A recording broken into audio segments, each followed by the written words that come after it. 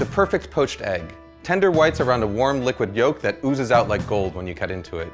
They're an essential part of Eggs Benedict. They can turn any salad into a meal or any vegetable into brunch. The problem is they're really tough to make right. So you've probably read all the tricks and know all the secrets. Add vinegar to your water. Add salt to your water. Don't add salt to your water. Stir a vortex into the water. Wrap your eggs in plastic wrap. And guess what? None of them really work. After years of testing, I've only come across one method that works every single time, and all it requires are two things. The first is a really fresh egg. Fresh eggs have tighter whites and yolks that help them retain their shape better as they cook. There are two ways to tell how fresh an egg is. The first is to check something called the Julian date. As long as it's packed in the US, every carton of eggs has a number between 000 and 365 on it, and that number corresponds to the day on which the egg was cleaned and packed. So a number of 000 would mean January 1st, 003 would mean January 4th, and so on. All you really need to know is that the higher the number, the fresher the egg. You can also tell how fresh an egg is by carefully putting it into a cup of water. As an egg ages, the air pocket in the fat end is going to get bigger and bigger, which will make the egg stand upright or sometimes even float. A really fresh egg will sink and lie flat on its back like this.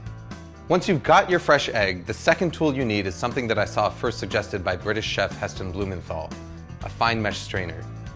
You see, no matter how fresh your eggs are, there's always going to be some amount of liquid white. It's this excess white that causes misshapen eggs. You know, those really ugly ones with the wispy white floaters that completely ruin your brunch. To get rid of them, we're going to transfer our eggs to a fine mesh strainer and gently swirl it around until all the excess white is drained away. What you're left with is a nice, tight egg. Even better is that the strainer is actually the ideal tool for lowering the egg into the water. What I've got here is a pot of water at 180 degrees Fahrenheit, which is just about the temperature that the water is quivering but not quite simmering yet. All I'm going to do is gently lower the strainer with the egg into the water, move it back and forth a little bit to make sure the egg isn't stuck, and then carefully roll the egg out. Just like a kid, it's these early formative stages of a poached egg's life that are going to determine how it turns out in the end. Using a round bottom strainer and this rolling motion is going to help ensure that you get a nice tight poached egg that's egg-shaped.